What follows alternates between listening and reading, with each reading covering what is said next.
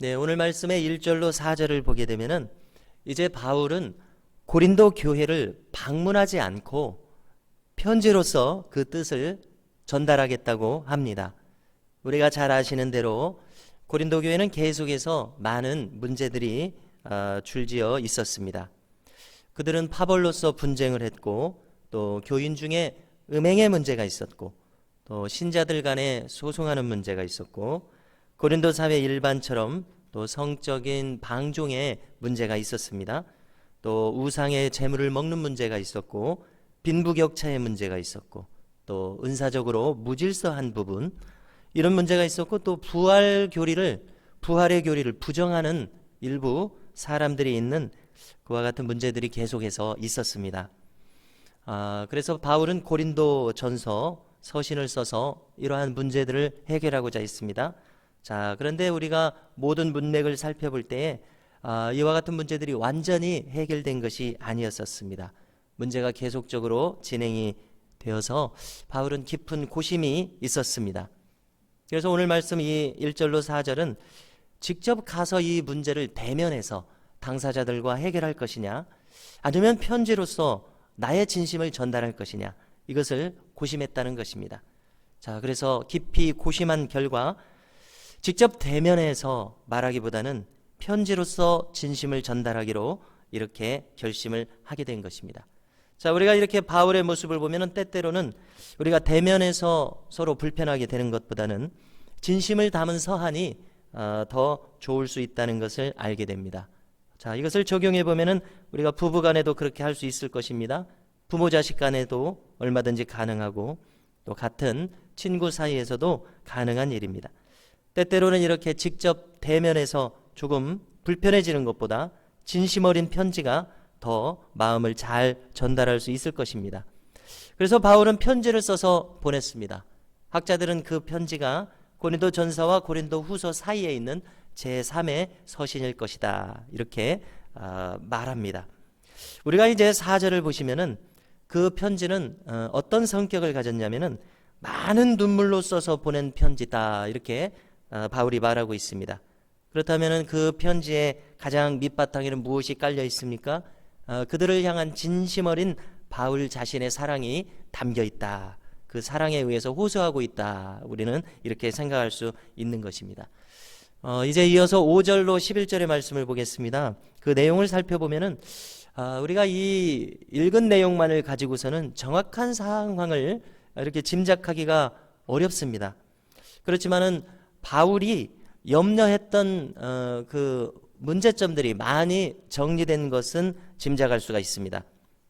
그 결과 상황이 많이 정리되었지만 바울을 불순종하던 리더 한 사람이 고립되게 되었습니다.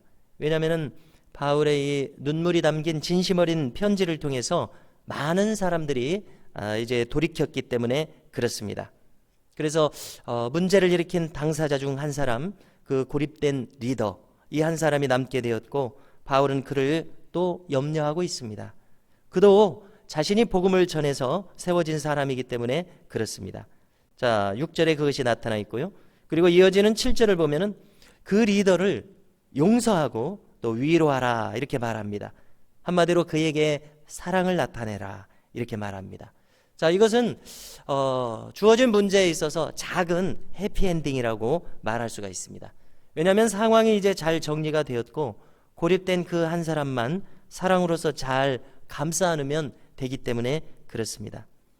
그런데 이제 그가 만약에 계속해서 불순종한다면은 이제 그는 홀로 고립될 수밖에 없는 그런 상황이라고 이어집니다. 자, 이어지는 9절에서 말하는 바를 생각해 봅니다. 자, 이어지는 9절은 계속해서 연결되는 내용인데요. 지금 쓰는 편지를 통해서 사랑으로서 그를 품고 있는지, 품게 되는지, 이 말을 순종하는지 보겠다고 말합니다. 그리고 만약에 누군가를 용서한다면 그것은 바로 그리스도 앞에서 한 것이라고 그는 재확인합니다. 그리고 이렇게 하는 이유가 있다고 말합니다. 이렇게 하는 것은 사탄이 교회를 틈타지 못하도록 하기 위함이라고 밝힙니다. 자, 왜 그렇습니까? 사단은 틈을 타서 관계를 더욱 파괴하고자 합니다. 사단이 꾀하는 일이 그렇습니다. 그래서 바울은 이렇게 이 편지를 받는 성도들이 사랑으로서 감싸는 일을 잘 순종하는지 보겠다고 하고, 이렇게 해서 철저하게 문제를 해결하고자 애쓰고 있습니다. 자, 이제 상황이 좀 달라진 내용이 12절과 13절에 이어집니다. 바울은 자신의 여정을 밝힙니다. 자, 왜 그러냐면은 고린도 교회에 있는 어떤 사람들은 바울이 찾아오겠다고 했다가 찾아오지 않는 이런 문제를 변덕스럽다고 비난하는 사람들이 있었기 때문에 그렇습니다. 그래서 바울이 자신의 여정이 왜 달라지는지를 설명하는 것입니다. 자, 오늘날의 터키의 그 이스탄불 근처에는 드로아라고 하는 지역이 있습니다. 우리가 이제 세계사적으로 보면은 옛날에 그 트로이 목마 사건이 있지 않았습니까? 그 도시를 포함한 지역입니다. 이 드로아 지역에서 그는 고린도로 바로 넘어오지 않고 그리스의 북부 지방인 마게도냐로 가게 됐다는 것을 해명하고 있습니다. 자, 우리가 이제 오늘 말씀 마지막 부분 17절을 찾으셔서 그 초반부를 보게 된다면 어떤 내용이 나와 있습니까? 수많은 사람들이 하나님의 말씀을 혼잡하게 한다, 이렇게 말하고 있습니다. 자, 이것은 무슨 뜻입니까? 고린도 교회 안에 불순한 사람들이 있었다는 것입니다. 어떤 사람들입니까? 말씀의 순수성을 훼손하는 사람들입니다. 고린도 후서 전체에서 우리는 이 사람들이 어떻게 행동하는 것을 하는 것을 찾아볼 수가 있는데요, 이 고린도 후서의 내용을 통해서 볼 때 바울을 공격하는 거짓 사도들이 있었던 것을 알게 됩니다. 그들이 이 고린도 교회를 혼란스럽게 만들고 있습니다. 그래서 고린도 교회의 문제는 아직 다 해결되지 않았습니다. 자, 우리가 고린도 교회를 포함한 일반적인 교회를 어지럽히는 이 거짓 교사들의 특징이 있습니다. 그것은 무엇입니까? 그들은 세상적인 방법을 사용합니다. 자기를 포장합니다. 자기의 장점을 부각시켜서 어필을 해야 하기 때문에 그렇습니다. 그러면 필연적으로 과장과 거짓이 들어갑니다. 자, 어떻습니까? 우리는 이들을 잘 분별할 줄 알아야겠습니다. 그리고 그들은 이어지는 특징이 있습니다. 필연적으로 물질을 따라서 움직인다는 것입니다. 사도 바울이 누누이 경고하듯이 그들은 경건을 이익의 재료로 삼습니다. 사역이 직업이 되어버립니다. 자, 보통 우리가 사꾼이라 하게 되면 일반적인 직업으로서는 정당합니다. 값을, 품삯을 받고 일하는 의미이기 때문에 일반적인 직업으로는 정당합니다. 그러나 사역자가 사꾼에 그친다면은 이미 그의 순수한 목적을 상실하고 있는 것입니다.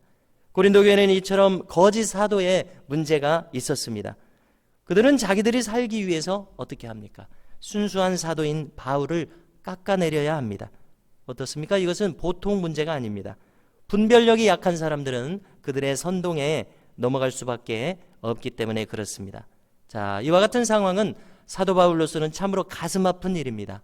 왜냐하면 자기 자신이 1년 반에 걸쳐서 어렵게 세웠던 교회이기 때문에 그렇습니다. 여전히 그는 많은 교우들을 사랑하고 있습니다. 그러나 포도원을 허무는 여우처럼 교회를 훼손하는 거짓 사역자들의 문제가 있어서 바울은 그것을 가슴 아파합니다. 자, 그런데 우리가 이제 14절로 17절을 보면 바울이 지금까지 자기가 어떻게 사역해 왔는지 이제 자기의 진실성을 바울도 호소해야 하기 때문에 밝힙니다. 자신이 지금까지 사역해온 그 소회를 밝히고 있습니다. 자신의 사역은 이렇게 특징지어서 말합니다. 그리스도를 아는 냄새를 나타내왔다, 이렇게 말합니다. 이렇게 아름답게 추억하고 있는 자신의 사역들이 바울 자신의 진실성을 나타내고 있습니다. 자, 우리가 지나간 추억들, 함께 경험한 그 경험들이 없어지지 않지 않습니까? 이것을 말하는 것입니다. 이렇게 자신이 아름답고 진실되게 자신의 사역을 추억하고 있다고 말하는 것입니다. 그리스도의 냄새를 자기가 이렇게 나타내 왔었다고 말합니다. 자, 그런데 우리가 이 오늘 말씀에도 기록되어 있습니다마는 이 그리스도의 향기는 선명한 분별력으로서 나타납니다. 자, 구원받은 자들은 어떻게 합니까? 대번에 이 순수한 사역자를 알아보게 됩니다. 그를 기뻐합니다. 그를 환호합니다. 그에게서 안정감을 느낍니다. 그의 입술에서, 그의 언행에서 복음의 향기, 그리스도의 향기가 나타나기 때문에 그렇습니다. 자, 그렇지만은 멸망하는 자들에게는 이와 같은 모습이 어떻게 나타납니까? 사망의 냄새로서 나타납니다. 대번에 자신들의 목적과 다른 것을 알아차립니다. 자, 불순한 자들은 대번에 순수한 사역자를 알아보게 됩니다. 자신들과 그 결이 다른 것을 느끼기 때문에 그렇습니다. 동역이 불가능합니다.